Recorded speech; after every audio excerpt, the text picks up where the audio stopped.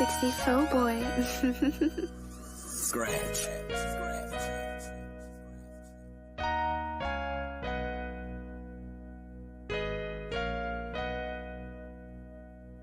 Dressing the culture, I'm addressing the culture, huh? Addressing the culture, I'm addressing the culture, huh? Addressing the culture, I'm addressing the culture, huh? Addressing the culture, I'm addressing the culture. We gon' talk about it.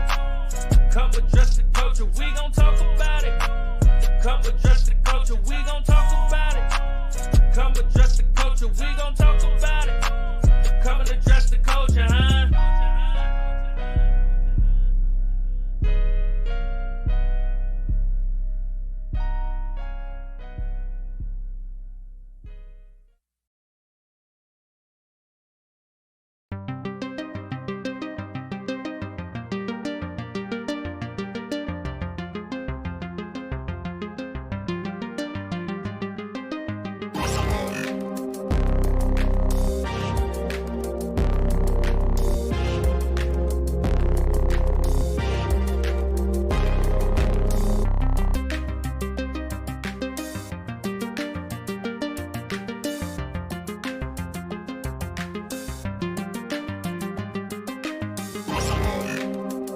What it do? It's your boy Big Wall. You already know the vibes. We are here to address the culture, and you know who I'm here with. My man, my right hand, my homie P.stock. P, what's going on with you, man?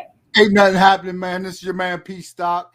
You know, we got a great show for addressing the culture tonight, and I think it's a very, very big part of culture and well, it should be everybody's, because for these men, it's lifestyle.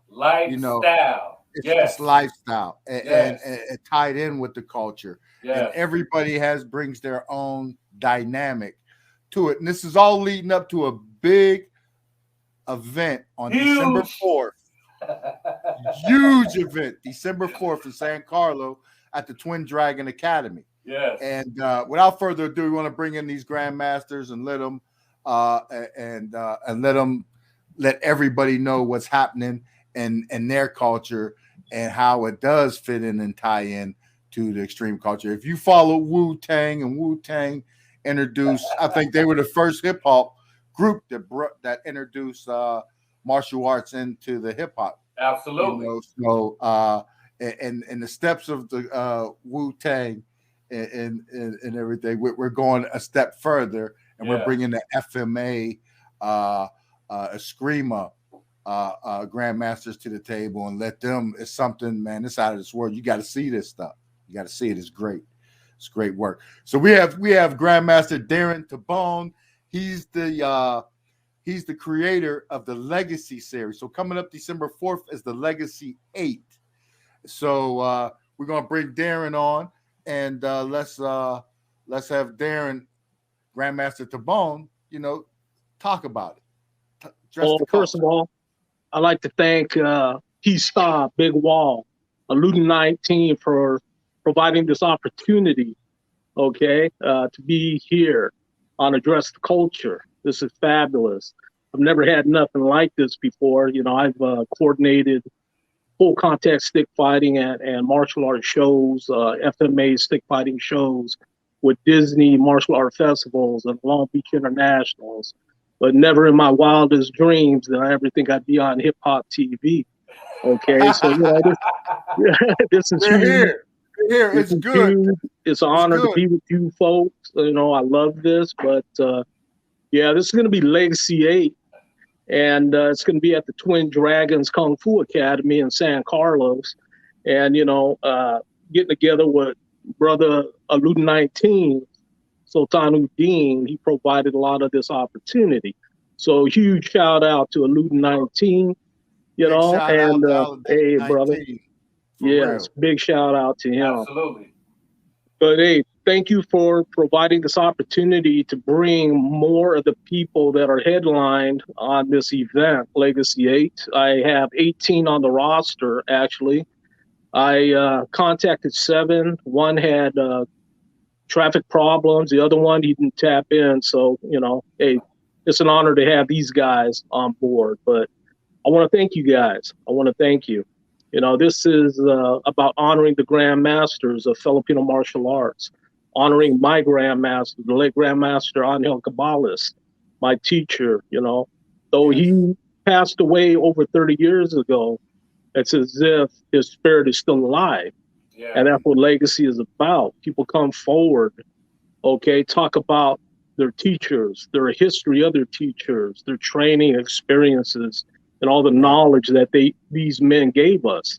These were the early pioneer, okay, the first immigrants that came from the Philippines to Hawaii, from Hawaii to Stockton, California. Many of them landed in various places throughout Southern California, Long Beach, you know, taking up jobs, getting jobs, and then educating their children, okay, letting them get their education. But they came here doing some of the worst jobs in the market. Yeah. Okay, in the market, let's say that, you know, and San Joaquin Valley, Stockton, California, it was all predominantly agricultural work, asparagus, grapes, that kind of work. Yeah. And even though these men were, you know, educated in the Philippines, once they got here, it didn't matter what kind of education they had there. They had to do what they had to do. Absolutely. They was coming to the land of milk and honey and found out ain't no milk and honey here. Ain't no milk, ain't no milk and honey. Ain't no milk and honey here. Absolutely. Getting paid less wages than everybody else, you know what I mean? So, you know, when you research the first immigrants that came here, and that's my family, okay, from Hawaii, Philippines to Hawaii, right around the 1906 era, and then staying there till 1920. So when you look at my family, coronavirus epidemic hit 100 years ago, and it took my great-grandmother's life. And she's buried today on the North Shore of Oahu, Hu'uiki Cemetery, 1920. You know, so I'm over here, you know, pushing Filipino martial arts, but for my family, it's sentimental because we're already talking over 100 years. It's been since my family hit Hawaii, and then 1920 hit Stockton, California, San Joaquin Valley region. Okay. So, you know, this is all sentimental to a lot of us, and it's sentimental to a lot of people that have teachers that they train with pretty much 20, 30, 40 years, and these teachers have passed away. So we're trying to keep their legacy alive by still demonstrating their arts, okay, the knowledge that was handed down to us, and what better can we do, okay, than all coming together? Being a tribal art is just like that, very tribal. You know, in the Philippines, one village or province might have hated the other provinces, okay? And maybe they were at war, you know, with each other, or they felt their Eskrima was better than somebody else's Eskrima. So what would happen, they'd come together and they would challenge. Legacy is totally different. We come together in a brotherhood to share our knowledge, to document our teachers, who they were. So it's a whole different format than it used to be over 100 years ago. Okay. Yes. So thank you very much, Bigg Wall, P.stock, Alumni 19, for providing this opportunity for Legacy 8. Thank you. No problem. It's our pleasure. You know, we've been actually talking about the event, and you know, we are a big representation of what you do when we talk about the culture, because it's all about the culture. You know what I mean? All about the culture, bro. It affects, and the fact that you named it legacy, and the fact that you speak so highly when we talk about tradition and passing it on. When I can see the passion in your eyes when you speak about that. You understand, bro? Absolutely, understand. Brother. That is everything. How important to you is the tradition and passing on the knowledge throughout the world when it comes to an event like this, coming together with your brothers? This is phenomenal for me. This is Legacy 8, okay? we got Legacy 8 coming on. So this is my 8th one. But the first ones, the second, the third, a lot of people, whenever I host in a region, there is still pretty much a tribal feeling. And today, even though we're in America, you know, people that are in a region that I'm filming, let's say Hawaii, you know, a lot of times I've gotten on conference calls with them, and they wanted to know what was the agenda. And just like speaking to you folks right now, I explained to them all, how I felt about it. And I explained to them how my family was once on the island. My great-grandmother's buried there. And to be honest with you, you know, at the time my family left the Philippines, early on, 1906, 1910 era, look what happened at that time period, okay? You got the Spanish-American War was going on, okay? America came in, Spain started pulling out, but they were there for over 300 years. Yeah. So, you know, in certain sections, certain areas of the Philippines, Spain never conquered all of it. No. You always had them warriors out there that could never be taken over completely. So, you know, due to the arts that we all portray, it came from different areas of the Philippines with their own flavors, their own weapons, their own style of blaze that they used and they practiced, the secret societies of the Philippines. You know, I got a brother that comes from a lineage from the Jesuit priests, San Carlos. Yeah. And the Filipinos hid it amongst the churches and trained it. But these were societies that worked for the people, but they had to do it in secret societies. Yes. So in training these beautiful arts, they were used for the people. And that's the beauty of it and of where our arts come from, okay? And, you know, you could talk to Brother Sultan about our own lineage, you know, the tunnels of Sudlung, the gateway to Tondo. That's where my GM, his GM, Felicissimo Dizon, that's where his training was. Okay, in the hidden tunnels, the gateway to Tondo. And that's where my teacher got his knowledge. We talking legacy. We talking years and years of history. Yeah, years and years of history. Tied into now, and that legacy is also tied in through all of those wars as well. Yes. You know, those warriors all participated. And, you know, whenever, like you said, when the Americans came in, there were still wars, regions that weren't conquered fully. You know, hence the term leatherneck, you know, and everything. That's where that comes from. The 45, man. 45, 45 too. They had to develop a bigger gun to knock them German Nazis down. Yeah, a little bit. Yeah, bro. Yeah, absolutely. So there's a lot of history tied in. A lot of history tied in. To the stick fighting. And stick fighting is just I mean, it's still a form, but those sticks can be replaced with blades. Exactly. Hand-to-hand combat, however you choose to incorporate that. So we have some of your guests that's going to be, you know, that participated in the past legacies, and that will be December 4th in the Legacy 8. Let's bring those on and introduce them. And Fantastic. And let's hear what's going on. And we'll let you introduce, introduce and let everybody know, and then let them say a little bit about where they're from and, you know, what's happening.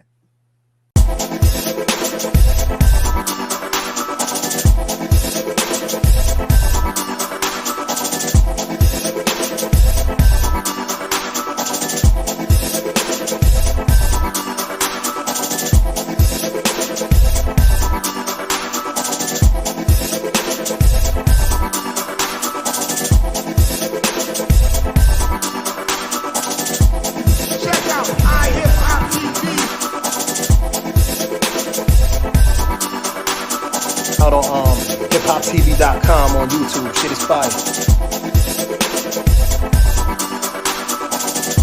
Check out ihiphoptv.com on YouTube. Brother Belton Lubis, welcome to Hip Hop TV, bro. How's it going? It's going really good. It's going really good. Welcome to the show.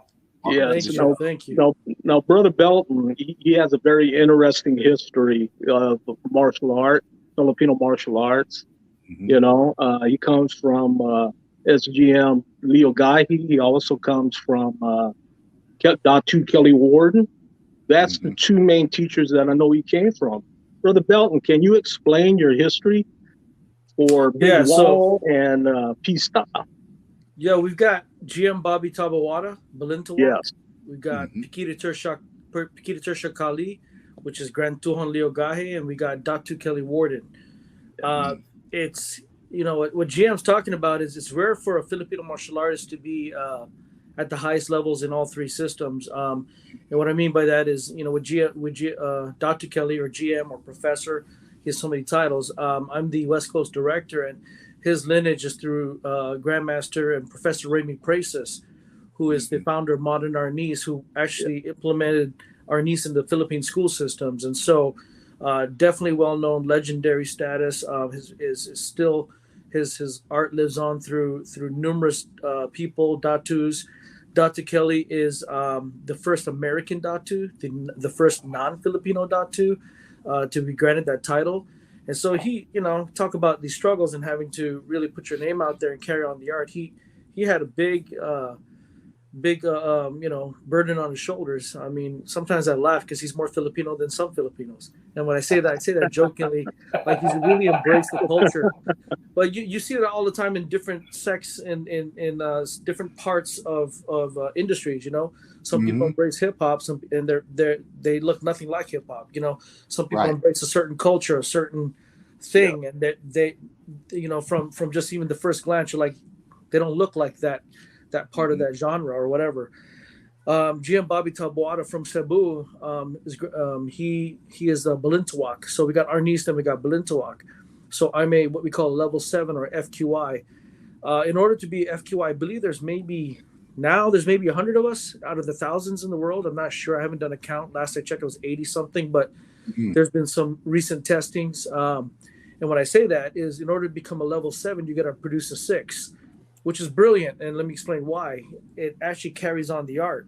It's like, if you want to have a legacy, but if everybody's just a student and nobody's becoming a teacher, how are you going to pass on the art? You know, everybody's just kind of, man, I'm just here, I'm cool, I'm here to learn. So GM Bobby, in order for me to become 7, I have to produce my own 6. A 6 means a completion of the art. So a level 7 is a person who's produced his own level 6, who's taught others to teach, you know, teach others how to teach, learn to teach, teach to learn. And then on top of that, he has to produce 24 of his own techniques, interpreting his flavor, his style of Balintawak, his or her style, I should say, that really embraces that Balintawak flair, but you interpret it in kind of like whatever systems that you've had in the past, your personality, your ideas. And he sits there, and it's a long test. And then you have to fight the panel. So you have to sit there and go, you have to come up with this 24 techniques to show, hey, this is how I interpret your Balintawak. So me being a Brazilian Jiu-Jitsu brown belt, you know, close to my black, I did some Brazilian Jiu-Jitsu with the Pikita Tersha Kali. I showed some of that. I showed Datu stuff. I showed some of the judo, the grappling, my Muay Thai. So I'm also a crew in Muay Thai. So I don't just do Philippine martial arts. I do grappling arts. I do other arts and even minor systems that I don't really claim publicly, because it's like I'm not a master, or I haven't belted or ranked. And so I'm very careful, because I don't want to dishonor those men and women who put forth all that effort and say, I'm this guy. You know, a lot of people do that. You know, they train with the teacher over a weekend, and suddenly they're like, yeah, I'm flying that badge, that color. You got to be careful what you fly, man, because people put you in check. You know, still very tribal. It's very tribal. So you know, when I play with other systems, I honor that, and I mention I borrowed it from the system, or I'm expressing that. So that's you got to pay respects, because you'll get called out, and sometimes you don't want to get called out a certain way. You know, I mean, this is America, but let's be real. I grew up in Guam. I'm an island boy, and I was just telling this kid, he's 17, and his mom goes, he's half Filipino. I want him to embrace being Filipino. And I was kind of like looking at him like, hey man, have you ever fought? I mean, just even got into a scrap. He's like, no. I go, I don't remember a day in my life growing up since second grade where I did not fight, you know? So it was weird. We're a different time, you know, we're a watered down, I would say, soft society. And I think Philippine martial arts brings that you know, that hardness, and brings it, you know, from what we carry on with our grandmasters and stuff, that we can't let that water down too, you know. We grew up to rough times, and I can't claim to have been growing up in the Philippines, but Guam is 40% Filipino, and it's pretty rough in Guam. As an island boy, GM Darren can tell you, who's growing up in Hawaii, it's rough, you know. You gotta be on your toes. I grew up in Stockton, bro. Oh yeah, there you go. Born and raised. Good enough. And, the last where my elders come from, Philippines, Hawaii. Yeah. Pikiti Tertia Kali is the third system, and that's under Grand Tuhon Leo Gahe, who all these men have produced systems that law enforcement, military, special forces, you name it. Grand Tuhon has spread throughout the world, came out here in New York. I mean, he's spread it out, and it's become worldwide. There's so many Pikiti Tertia Kali instructors. And so being a Tuhon, there's different levels of Tuhon, but Tuhon is the highest level you can get. There's also that responsibility and that shoulder. You know, being all three, and I'm going to just say this briefly before we open to pass it on, is GM Darren's right. It's very tribal. And think about three grandmasters, different parts of Philippines, and I have to represent all three. Sometimes it's not even really the grandmasters I'm dealing with. It's always the other, you know, the students and the system, because the systems, you know, it's age old, years, you know, old of either rivalries or things, and even then students get excited, you know, just like I know another coach from another fight school, because I teach MMA fighters in Muay Thai. It's never the coaches that have issues with each other, it's the fighters. And so I've always got to put peace between people. It's just like, oh my goodness, get messages. You see that one guy, isn't he also a Blintuak guy? Why is he doing some Kali stuff with the Ganunting? I was like, so what? It's a blade. Who cares? It's like, man, chill out, dude. And so very territorial. You know what I mean? It's serious though. You know what I mean? And you know what I really found interesting in what you said is how, in order to become a 7, you got to bring up a 6. And not only that, you have to incorporate your own style. So that means not only it's a never-ending system. You know what I'm saying? Like, you have to create something, and then you have to add to the culture. And that way, it never dies. That's brilliant. You know what I mean? It's brilliant. It's brilliant. You know what I'm saying? Like, you're keeping it moving without knowing that you're keeping it moving. Like, it can never stop with that. You know what I'm saying? I love that. It forces the person to really dig deep and to understand if they truly know the art. So when I was coming up with you have no choice, and you have to sit there while GM Bobby's just doing this for the 3-4 hours you've been testing and looking at each and every one of your technique, and you got to pull it off in high speed and do your move. And I'll tell you a funny story. I performed on his 70th birthday, and it was an honor because GM Sam Buat was there, Nico Stick, Villison. I mean, this was the Eagle's Nest of Balintawak. These guys flew in from Cebu. Who else am I missing here? There was other grandmasters there. I know Tuan Ray Dinaldo was there. There was Wattbag was there. I mean, if I forget some, please forgive me. But there was this whole group of Balintawak guys that they called the Eagle's Nest. And when I was performing, Jim was just standing there, and I'm like, okay, I forgot what number it was. I was showing it. I showed it slow, then I did it on live play. And he looked at it and he goes, do that again. And I was like, oh man, he doesn't like it. I was like, oh. And he goes, and I did it. And he goes, one more time. And I was like, oh man, this is not good. It's not looking good. You know, I mean, and another thing too is, you know, this is what I was told. GM never said it, but being Filipino, being Visayan, I mean, he was kind of like, he's like, you better represent, boy. Absolutely. So when I did the move, he goes, this is what he said. I was like, okay, does he like it? He goes, Good. Now I know how to counter your attack. And I was like, he was studying me the whole time. So he'll look at your technique, and this is how he keeps his mind fresh.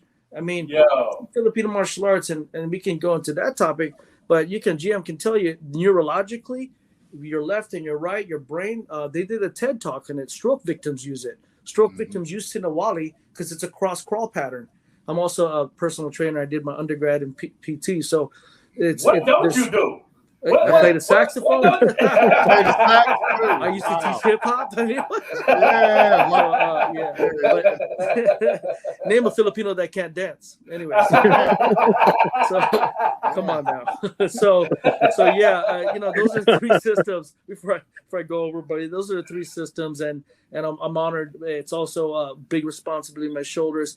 I think the men that have my back, and I say this with such pride, the grandmasters that have my back, it's like they all kind of know each other, and they kind of like, well, it's GT, it's .2, it's all good, but it's rare. As you can ask GM Darren, it's rare for one guy to go, I'm just gonna split over here and try this GM system and just go through and complete his art and be like his top guy.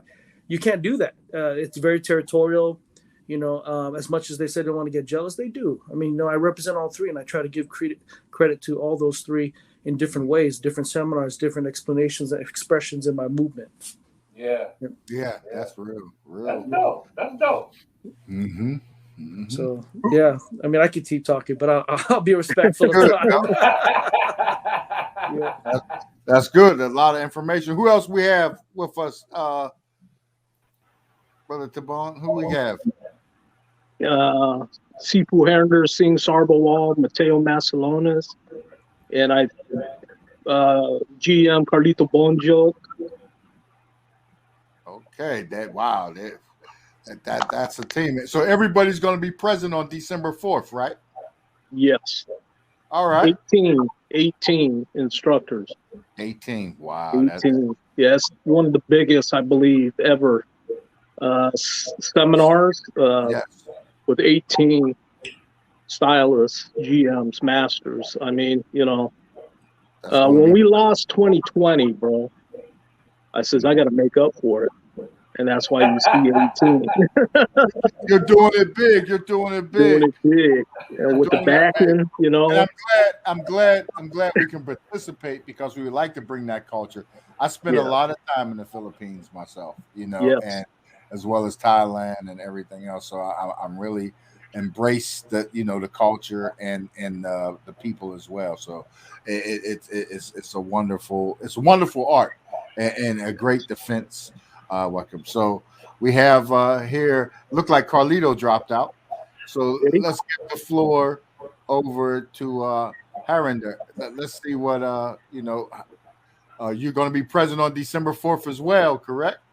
Yes, sir. I'm really looking forward to it. Grandmaster Darren Tabon has put on a wonderful event that allows an opportunity to really share and showcase various different legacies of Filipino martial artists, many different styles and systems. Like you're hearing Group Belton talk earlier. It was really good to hear, the culture is the most important thing. Creating teachers, making sure this art lives on, but most importantly, honoring our teachers, because we wouldn't be here today if it wasn't for our teachers. The teachers put the time and effort into you. They put the love of the art into you. But more importantly, they help you really discover who you are. And that is such a priceless gift, because once you get to know who you truly are through whatever your art may be. For us, it's Filipino martial arts or martial arts. For hip hop, it's hip hop, rap music, or whatever it may be, or dance, whatever it is, you're using it as a vehicle to discover who you are. And that's such a priceless gift. Yes. Where are you from? Are you in the States here, based out of the States as well? Yes, sir. I'm in Southern California. So I'm from the Bay Area actually originally, but I moved down to Orange County recently. So. Okay. So that's up there in the Stockton. So is your martial arts, Filipino martial arts, and come from the same school in the history as Darren's or Belton's, or you from a totally different line? Well, Grandmaster Darren Tabone is one of my teachers, okay. And so I'm proud to represent him in Angels Disciples. I have other teachers that are from the Guru Dan and Asante, Richard Bastille lineage of Filipino martial arts. My other backgrounds are also in Bruce Lee's Jeet Kune Do and Tai Chi and Wing Chun Kung Fu, Brazilian Jiu-Jitsu. So I try to study it all as much as I can. But, you know, the Filipino martial arts is really near and dear to me as well. The stick, the knife, the blade, the movement, you know, the rhythm. It's something that's a wonderful way to learn to truly express yourself, but also provide an avenue to help a lot of people defend themselves really quickly, working with military, government, law enforcement agencies, to regular individuals. It provides an avenue because it's a weapon-based system that allows you to really start to understand things like rhythm, timing, self-defense really quickly, and help you to apply it. And of course, it's a lifetime worth of study because, as I'm sure all the other gentlemen here will tell you, the more you train, the more you realize that you really are truly a student of the game. You know, there's also masters and titles are given to you, but the more you train, you realize, man, I'm just a master of learning, and that's really it. Because then there's no stagnation. Yes, that's the beautiful thing, right? There's no stagnation. There's no end. Yes, if there's no end, right? You know, I'm watching like Guru Belton teach or Grandmaster Carlito, GM Darren Tabone, whoever is teaching. There's something new you get to see. There's something new you get to experience, whether it's a technique or a way they teach or how they uphold themselves. And I think that's the whole thing with Grandmaster Darren Tabone creating the Legacy series. He's really provided, as the gentleman mentioning earlier, you know, martial arts, just like anything else, it's like hip hop, it's tribal, you know, it's tribal, it's a tribal thing. But, you know, competition is one piece, but when we can come together in a cooperative environment for growth and you can put egos aside, not only does it increase the level of the participants, but more importantly, it brings together a community because as tribal as we may be, we're more similar than anybody else because we get together and put on masks and beat each other with sticks. And on weekends, that's what we do. You know, we're talking about how do we take the conversations we have are the same conversations. There's not many people you're gonna walk into a coffee shop and talk about stuff like that. Absolutely, right. Absolutely. It's a special group of people. You know what I mean? Special, yeah. Absolutely. And it's not a whole lot. You know, it's a core group of people that's keeping it going, you know, and I guess you're sort of the next generation that's going to carry everything on, you know, to the next wave that's going to come up. And I got a question. Is that you on that Black Belt magazine behind you? Yeah, that is. Yeah. All right, there you go. Yeah, see, so that too also shows a lot about the level. Being in Southern California, you know, you train in the military and probably film work too, you know, because they, you know, you show fight scenes, set up fight scenes and stuff like that for the police. You know, that's good. And so we're gonna continue on. We got Carlito Bonjak. Now, Carlito, that name's real familiar because Darren, he's from Stockton as well, correct? Yeah. Okay. Actually, me and Carlito went to school together. Middle school is when I first met Carlito. Yeah. Okay. Wow. Same teacher, but Carlito has other teachers too. Yes. Wow. I noticed you guys when you speak of your teachers, all of you, I've noticed a common theme. Like, y'all not playing no games when it comes to this respect thing. You know what I'm saying? Y'all all are making sure you give everybody their respect and acknowledge everybody. You know what I'm saying? Because I could tell that like people take it very serious. Like this is something that people have died for, people have passed on, people have worked their entire lives to reach the level that you guys have worked to. So they take it serious. And I see you guys are big on respect. So like when we talk about just as a whole culture, the culture lacks discipline. You know what I mean? And not just this culture, just in the world. It's a lack of discipline. And I know when you fighting, it's a lot of discipline. You know, when we're reaching these levels, it takes a lot of discipline. So any one of you guys can answer this. How important is that when we talk about learning these different moves and taking the culture to a next level when we talk about this? I think what I've experienced probably the last 40 years is looking at all the various martial arts, karate, taekwondo, hapkido, kung fu. What you will see in a lot of these schools, somebody will be offering FMA at these schools. You will notice that. And I think that's what really keeps FMA alive. But, FMA needs to be more dependent. Instead of adding two different arts, I feel FMA needs to be more dependent, just FMA too. Because so many arts love Filipino martial arts, because I think in a lot of the training formats, they see what FMA, various Filipino martial arts have to offer, and they might not have that concept through their traditional arts. So I know a majority of schools that I've taught with are different martial arts, and they chapter up with me, bring me in, as well as everybody else on this cast right now. They could agree with this, and we offer our arts as an addition to a lot of different arts. And I think it says a lot for Filipino martial arts that we're an art that does this. And I think it's kept FMA alive for a long time since it first came here. Would you guys agree with that, or what's your opinion on that, guys? Elmer? Yeah. No, I agree. I also think, going back to Big Wall, what he said, the amount of respect, it's different. You look at some of these arts, and nothing wrong with that, the commercialization and the westernization of these arts. And I understand it's a business, and you can go to these schools and duplicate the process, get belts, rank, blah, blah, blah, pay for the testing, etc.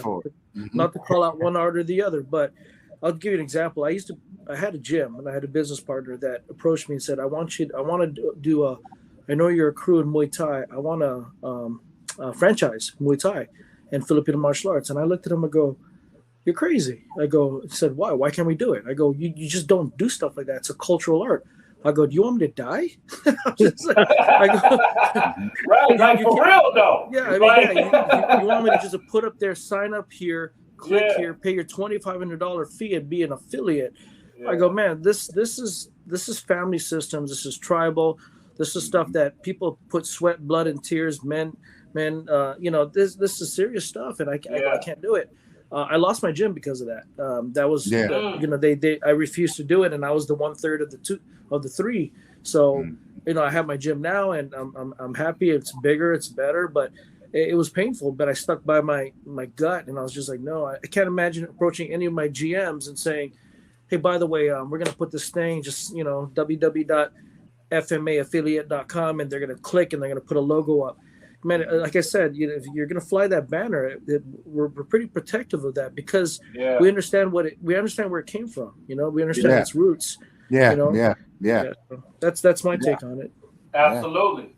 And shouts out to you for standing on your principles and morals, because there's a lot of people out here who would have took that money and ran and not stood on none of their principles and just dealt whatever consequences that came. And the fact that you was willing to stand on that and willing to lose money, I know you probably got a family, so on and so forth, but you was willing to stand on your principles, man. Shouts out to you, man, because it's definitely a drought in the culture.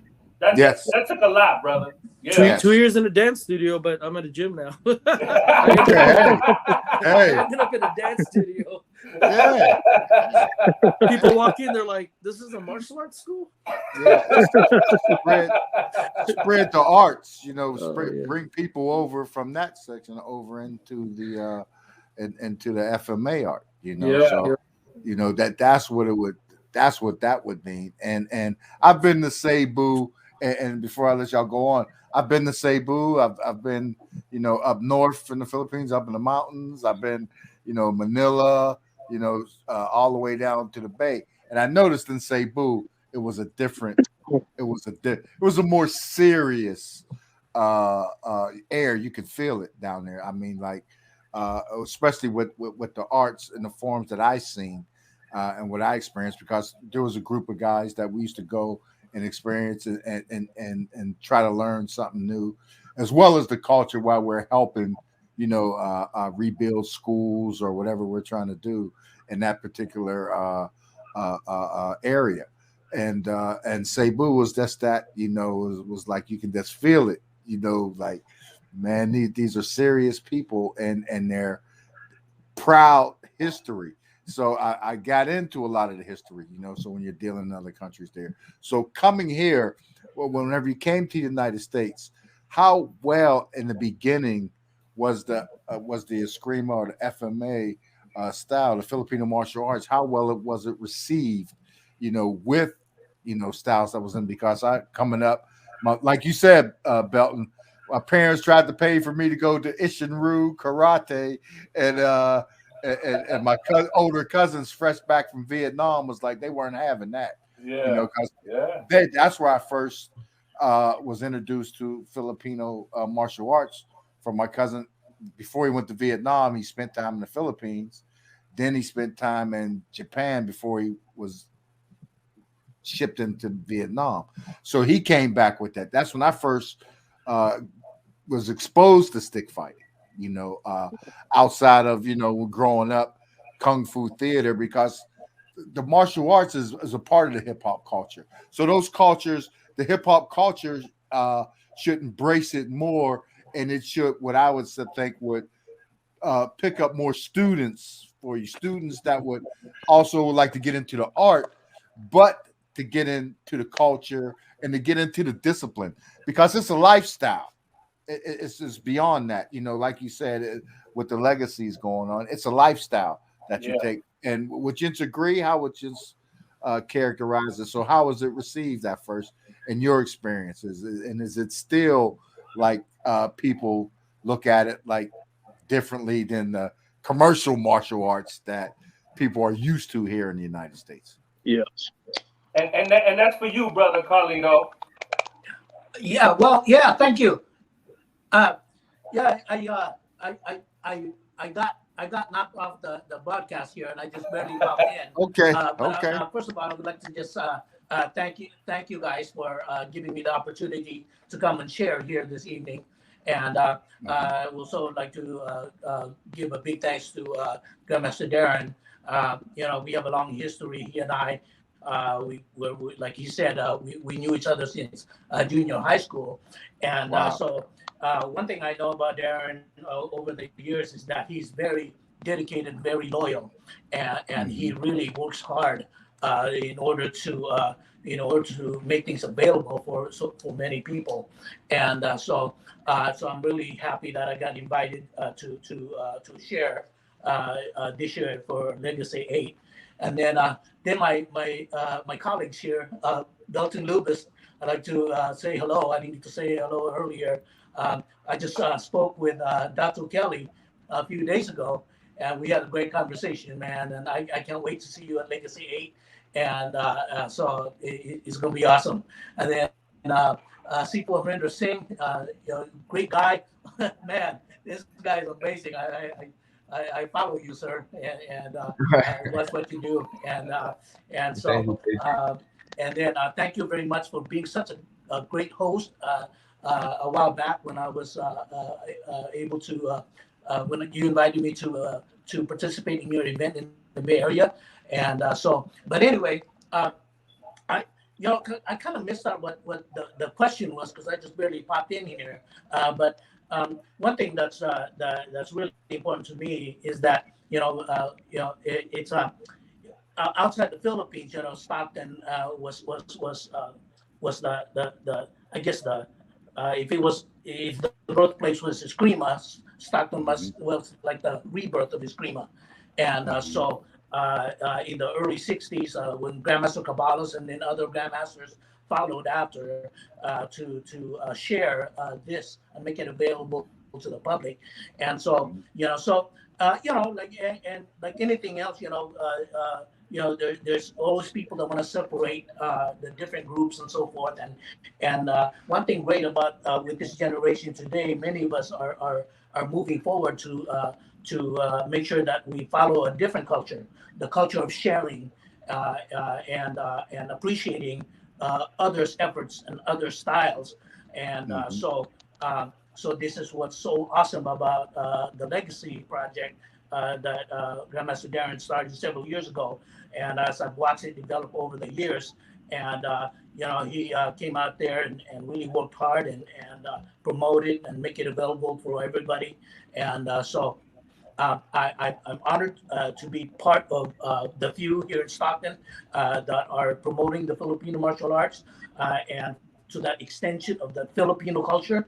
And then also honored that I'm in the presence of this gentleman here, and then the rest of the instructors that will be teaching December 4th. And so anyway, if there's any more questions, I kind of missed out with the question. You touched on it. You touched on it too. Yeah. So, and I will kind of paraphrase it too, because the Bay Area and Stockton in that area, I guess that when a lot of the Filipinos migrated into the United States, that's where a lot of them settled. So, like you said, that's the birthplace of Eskrima in the United States, correct? Yes. That's what you can say. Okay. So with that being said, the Bay Area and everything. So how, a part of that too was when it first hit there, I believe it wasn't received as well as the commercial martial arts that everybody was used to, or the martial arts that was already, I don't like to call it commercial, but I mean, that's what I grew up. You either knew somebody that was a black belt or fortunate to be grandmaster that would teach you, or you would go and you would pay the places to learn, which became commercial. People pay for belts, basically. So that's all I was saying in the beginning. I mean, and for you, and as far as you know, how well was it received in California? Because I hear it called Eskrima and Cali at the same time.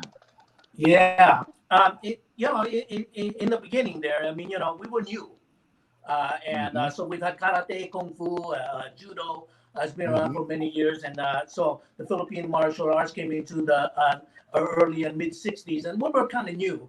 And then what was different about us is that most, the training was for it was a bladed art. And so and then we trained with blade and stick, and so it was different because we kept our empty hands, those skills kind of hidden, and then when the Philippine martial arts was first exposed outside Stockton, many of the young Filipinos, the second generation, they gravitated towards their art. And so at that time, most of the students were there was a lot of Filipinos in the class, and then little by little we started to grow into the community, and but then with the efforts of Guru Dan Inosanto and others, and then eventually getting into the many of the movies over the years, people started to recognize us. And then with the effort of the original masters out of Stockton, like Grandmaster Angel Cabalas, Leo Hiron, Gilbertino, and others, then the legacy of those schools, and so many of us continue to promote and teach openly to follow that culture of openness and making it available to everyone. So it took some time, and awesome. I mean, you had Leo Gahe from those Bobby Tabuada, and and then the Cañete family, so there was such a great effort. We had many great people to promote the Filipino martial arts, and so it was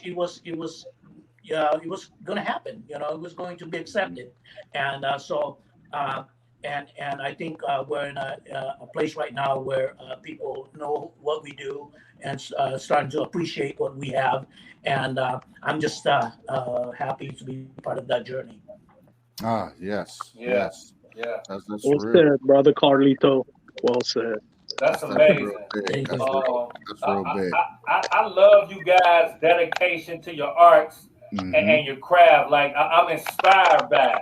But you know me, I have a fact or fiction question. You know what I'm talking about? And since all of you guys are high level in your own right, you know what I mean? I want to know, is this true? Because, you know, P.stock, he's been showing me stuff and telling me stuff that the higher you get as a master, there's stuff that you could do that regular people just can't do. You know what I'm talking about? Like, it get real. You know what I'm talking about? So, you know, I want you guys to let me know, you know, fact or fiction. Now, is it true that grandmasters of the past, they reached a certain level where they were actually able to fly?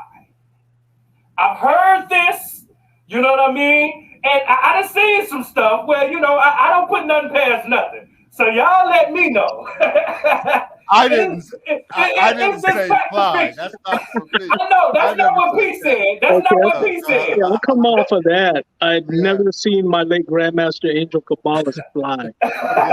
So what you could do is his technique can disappear and make you go for something that ain't there. Oh, wow. That's illusion fighting, and that's his high level picking. Okay. Now you can call it disappearing technique to make you commit to a block. Yeah. The strike isn't there. So that's a master level that you had to acquire under late Grandmaster Angel Kabbalist. And, you know, the master supposedly got that. Yeah. And I teach it today. Okay. But it's actual technique. Okay. You fly? GM Darren, you fly? I thought you taught people how to fly. No.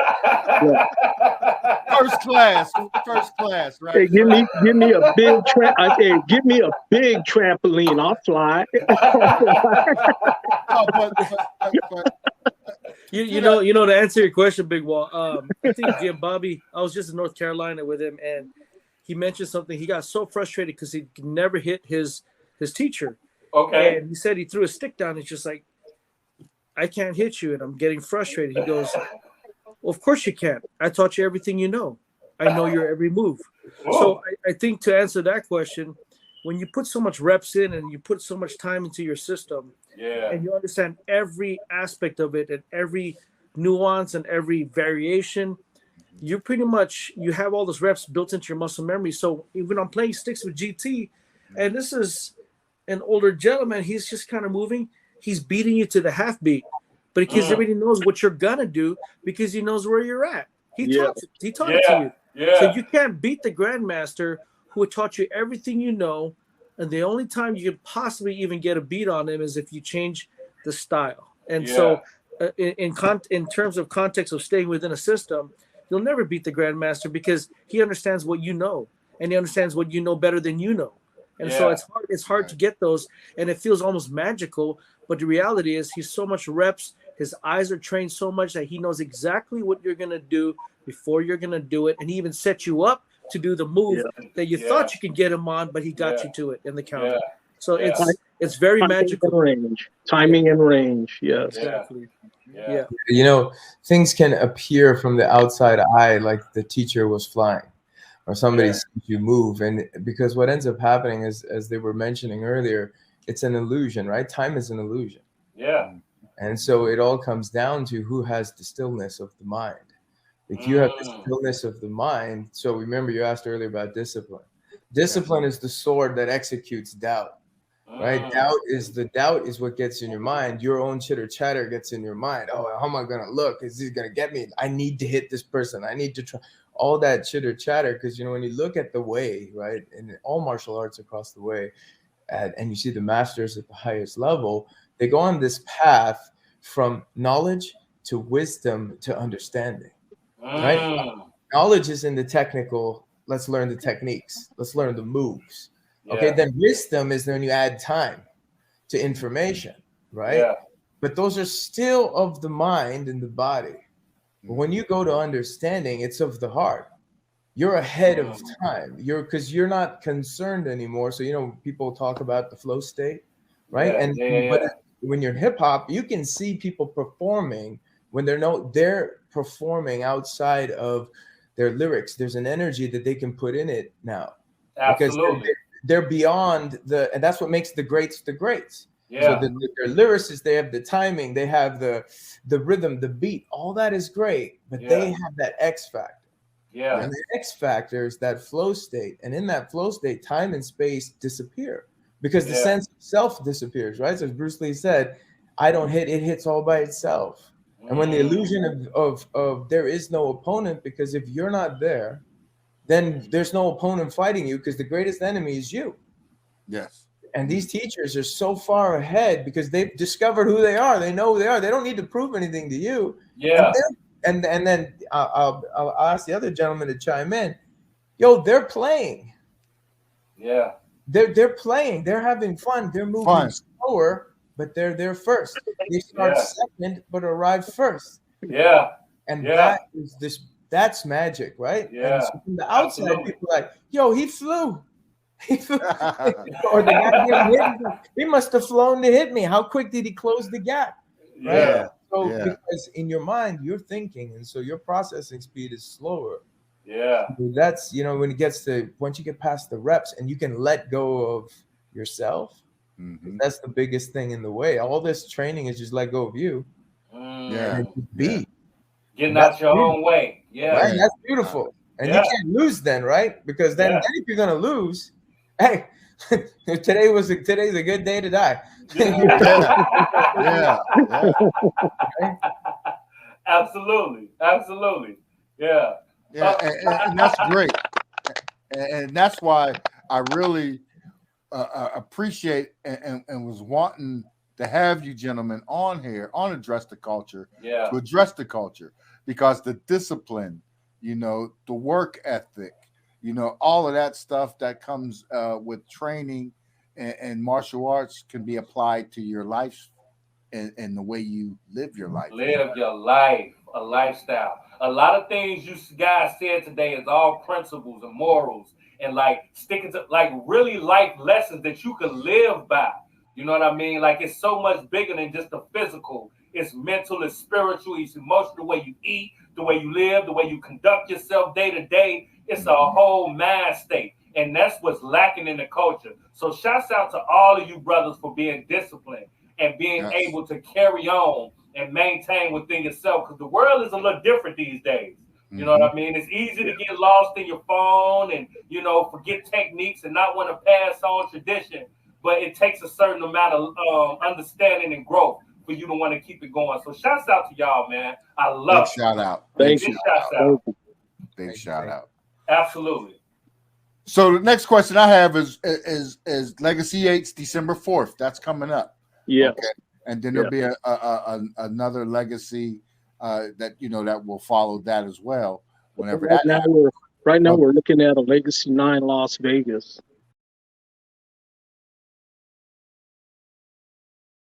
And in working with the Luton 19, these opportunities have opened up. So there's more logistics he's working on right now. But yes.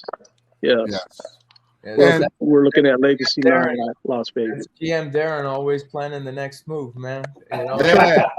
Always the next move. Always the next move. But back to like the question you had asked earlier about FMA and its popularity in the mainstream, right? And I think like if you look at the work that Grandmaster Darren Tabone has done in the last 8 years of bringing people together of different styles and systems, because in karate and in kung fu, even though there's various styles and systems, they all benefit from each other and the limelight that they get. But events like this that bring different teachers across so that they can present their arts and their personalities and be able to share. These are the things I think that is going to be the next change, right? Because MMA has kind of had its, Brazilian Jiu-Jitsu has had its turn to come in. MMA is flourishing, right? And so if you think about it, the traditional martial arts, Filipino martial arts now, I think has a great opportunity and a very bright future with a lot of new instructors and teachers that are coming up that want to push it and get it to other parts of the world. But events like Legacy and people like Grandmaster Darren Tabone putting them together, that these are the moves that are needed. You know what I'm saying? Yes. Absolutely. And iHipHop TV and Address the Culture, we're here to help promote it and push it to that next level and maintain it, because yunts are the lifestyle. Yunts are the art, and we just want to make sure that as many people receives it and possibly could become new students for you that could change their lives. And I think that's the biggest thing, because there's a lot of if you look around, and I know you can see it in different areas where you're at, but there's a lot of despair, and there's a lot of people that are just lost, like what we call lost souls out there. And I think gravitating to martial arts, it would be like being saved, because it's a lifestyle. It gives you it would give you a purpose and help instill a purpose into you, because now you can carry that on to your children or the next generation that goes forward. Is that something that Jun's vision that Jun's would like to see happen in the future of the arts? Most definitely. And I think looking at all of these instructors on this podcast today, each and every one of them train the young. The young are the future of this country we live in. Yes. And those of us that teach a lot of the young kids and give them positive direction in life, that is so important today. And I know these gentlemen all work with kids, as well as I do too. So, and that's big, and that's what I like to hear. And that's what I applaud, because when you're doing that, you're saving the kid. Even if a kid does another sport as his primary sport, whatever he learns from you guys, he could carry into that sport to make him a better athlete within that sport.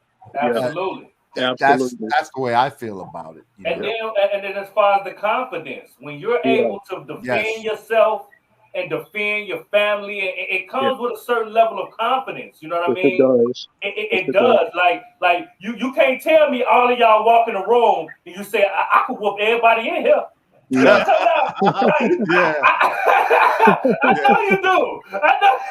You know what I'm saying? Like, it's a certain level of confidence that you understand when you're able to defend yourself and stand up for what you believe in. You know what I mean? And there's definitely a drought on that in the culture. It's a lack of that. You know what I mean? It's a lot of here today, gone tomorrow with social media. It got to be right in front of you. A lot of these kids don't really want to work for something. You know what I'm saying? Want to strive for something. They wanted to give it to them. So seeing you guys' story is motivational for the culture, and we had to bring you on it, man. We bring you on to talk about it, to bring light to it. You know what I mean? It's an honor. It's an honor to be on Hip Hop TV.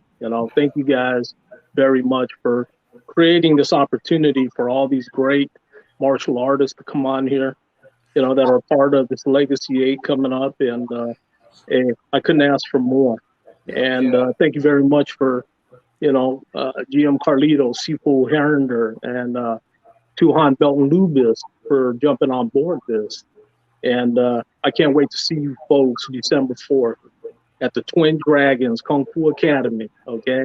Yeah. It's going to be a blast, guys. We're going to have a great time. And we would love to get you back too, and definitely. To make it a tradition to carry on to the culture. Yeah, I'm with that, and like Harry Anders was talking about with the commercialization of martial arts and MMA and UFC. Believe me, people will be lining up to see people, fighting with sticks and stick fighting and stuff. I'm telling you, absolutely. They will. I mean, look at TikTok and look at social media. Some of the stuff that goes around. So true stick fighting. Trust me. You'll pick up a lot of people that are interested in that. Absolutely, I believe it that would be the case. I just want to say, when I walk in a room, I look at everybody and I say, Sifu Harinder will take you all out, and then I walk out. I don't need to fight. It's the art of fighting without fighting. Just pass it on to this guy. This guy.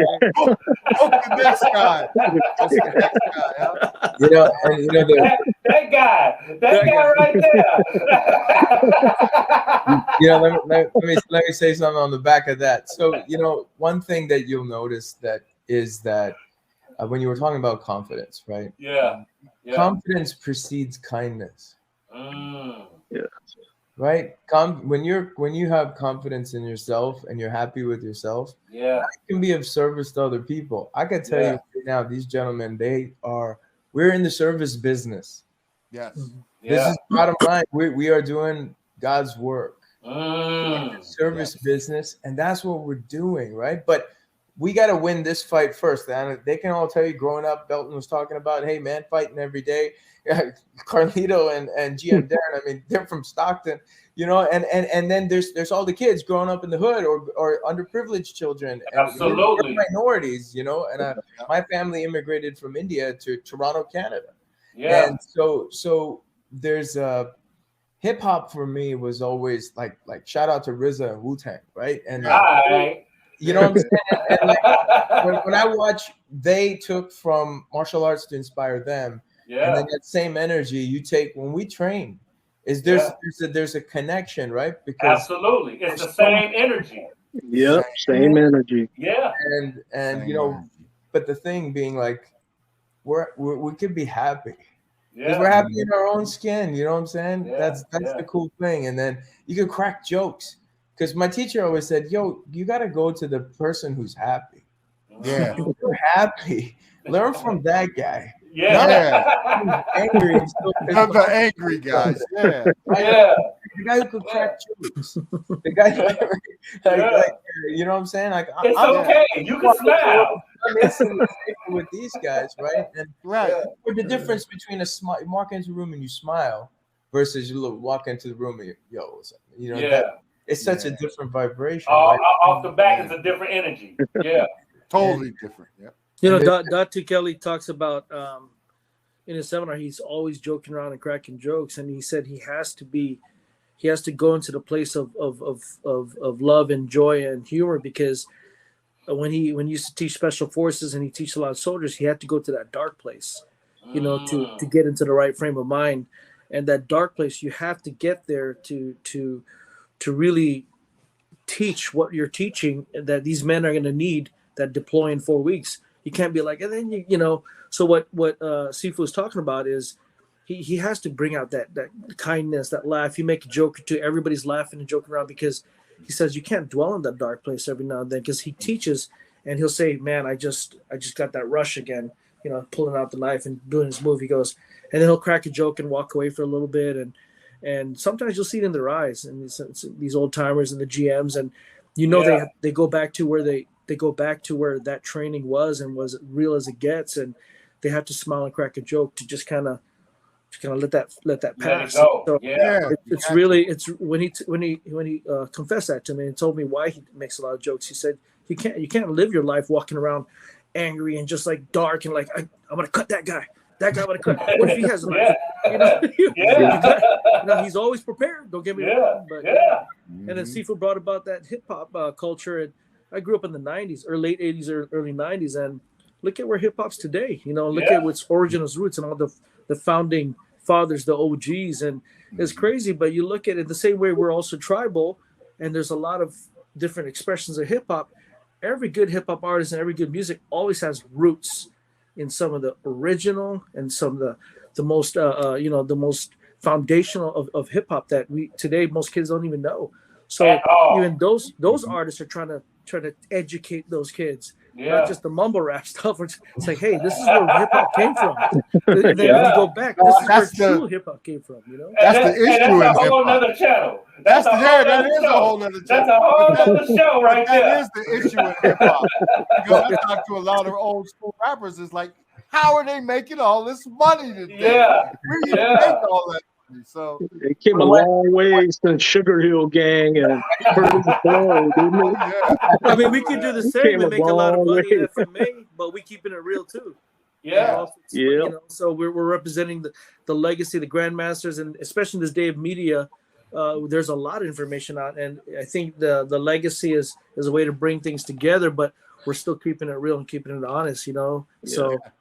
You know, I think there's a lot of parallels to the hip hop culture and how it's grown and what we grew up on. And, you know, I still see even some of the ones that are doing some good music today, there's always reference points. You got to listen to it. You can hear it.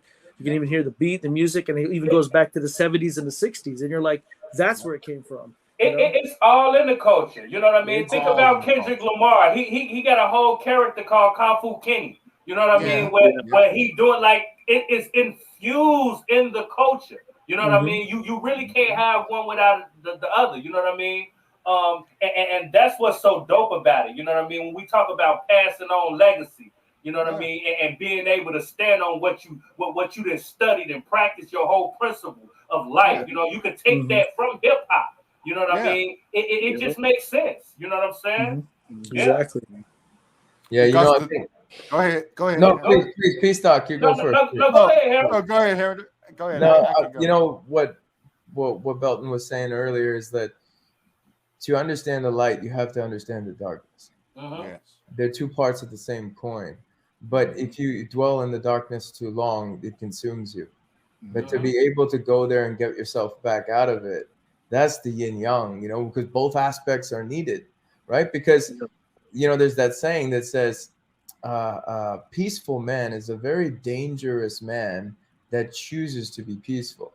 Otherwise, he's just harmless, right? Because if you understand, then kindness is a choice. Absolutely. Kindness is a conscious choice that you make to be kind, right? And that means you're not operating from fear anymore. And I think that's the key thing. But like you said, I mean, man, I've seen it in all their eyes, right? I look straight at the eyes when somebody starts moving, or you see somebody on stage, look in their eyes, right? And there's an intense and a focus. When we're talking specifically, when we're talking about martial arts and the stick starts to fly, the blade flies, there's a killer instinct, there's a switch, you see the tiger instantly, it's in the eyes. Yeah. But then when you see the person change and transform to start teaching, you see the light switch. And you see the switch between the two. When you see people on stage, you see it. And the eyes are the windows to the soul. But I think like truly understanding what the gift of martial arts is, that I've been blessed to have teachers. I mean, Grandmaster Darren Tabone, I'm so lucky. I walked in there well, Professor Hundens orchestrated that one, but you see it, and then there's this love, right? Because the word that we haven't said yet is love, right? Because I love my teachers, man. I love my lineage. I love this story. There's a story. We're living Star Wars, yo. You know what I'm saying? Yeah, absolutely. The teachers, that where it came from, there's a story, there's a history, and we're talking about culture and legacy. We talk story. It's the story. Yeah. Right. And in the story is the lesson of discovery, and it's so beautiful, and it pulls people, and it pulls kids from the street. I wouldn't be alive today if it wasn't for martial arts. That's a fact. I like that. I like that. You know what I mean? When you can like literally pinpoint that this actually changed the course of my life. You know what I mean? I don't know if I would be here today without this. You know what I mean? And that's something that deserves to be respected. You know what I mean? And like you spoke about your grandmasters going to that specific place, that dark place. There's a lot of people out here that they can't come back from that dark place. That's why you got soldiers out here with PTSD. They be shaking in their sleep. You know, all kind of crazy. Like when you go to a certain place mentally, sometimes you can't come back. So when you have somebody that can come back, and not only come back, be kind and teach and elevate, that's a different level. Because like you said, being kind is a choice. You know, it's easy to be mean. It's easy to be selfish and think about yourself. Those other attributes is hard. That's why a lot of people don't show it. You know what I mean? So that is amazing. The fact that you can pinpoint that and understand that dark places are hard to come from. You know what I mean? That you're disciplined enough to be kind. You know what I'm saying? That just speaks volume on what you guys preach and teach. And we are dope and happy to be a part of the platform that can show this to the world, you know what I'm saying, and give people an understanding of what you guys truly do, because it's a gift from God. It really is. You know what I mean? So, I shouts out to you guys. You know what I'm saying? Thankful that y'all here. Thanks for you guys' time and your story. We definitely gonna have to spin a block. This is not gonna be the last time we do this. No. You know what I mean? Because I want one of y'all to teach me how to fly. You know what I'm saying?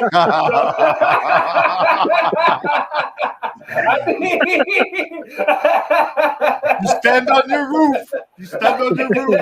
And you flap your wings. Who's holding out on the secret, by the way? We're holding that secret out, man.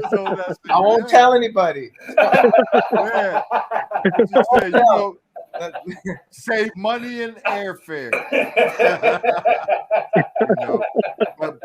Yeah, definitely, man. This is a great well, me and Darren, we had the little talk before to introduce the December 4th event, and me and Aladdin 19, I've known him for the past 10 years, I guess you could say, seriously, and know how that goes. But man, it's love the history of that, and with me being and being in the Philippines and actually witnessed it, for my own eyes at the time. And I was there. A lot of other people, they was like, yeah, come on.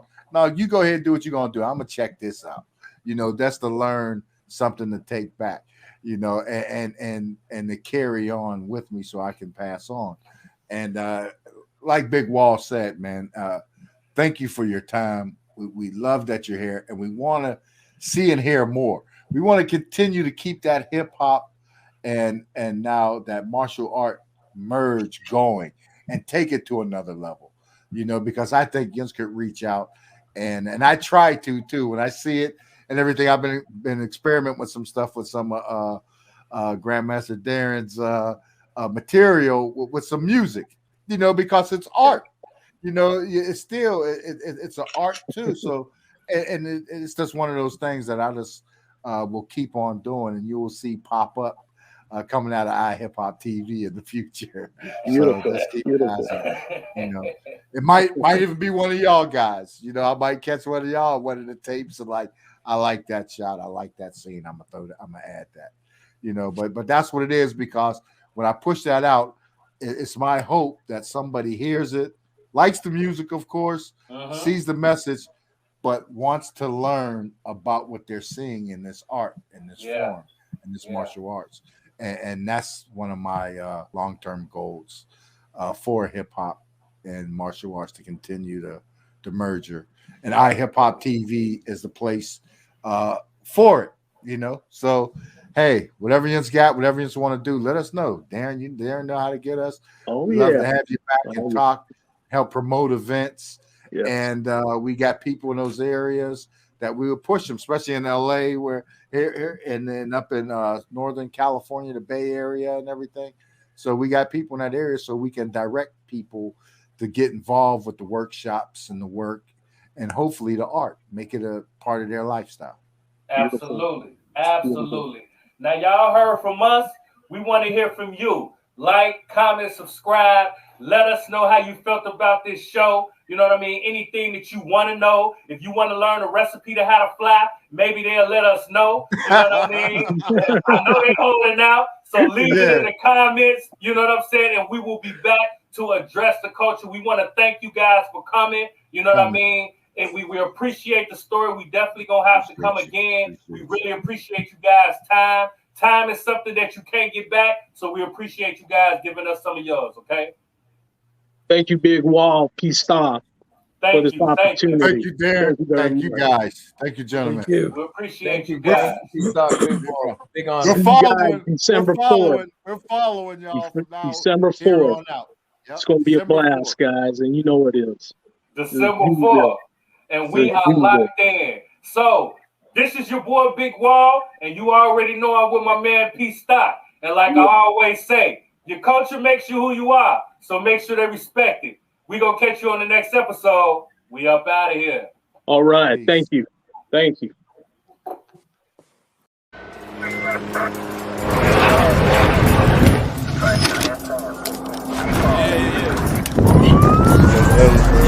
That's man, you chasing it, man.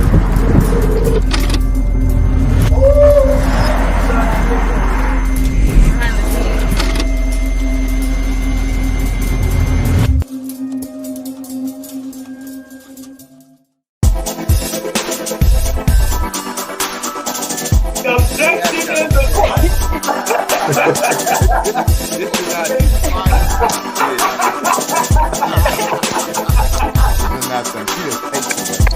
me that. Objection to the court. Objection. There is no 64 boy. Scratch. Dressing the culture. I'm adjusting the culture, huh? Adjusting the culture. I'm adjusting the culture, huh? Adjusting the culture. I'm adjusting the culture, huh? Adjusting the culture. I'm adjusting the culture. We gon' talk about it. Come adjust the culture. We gon' talk about it. Come adjust the Brick by brick, you get your boy Big Wall and P.stock here, you know, for addressing the culture. It's that time.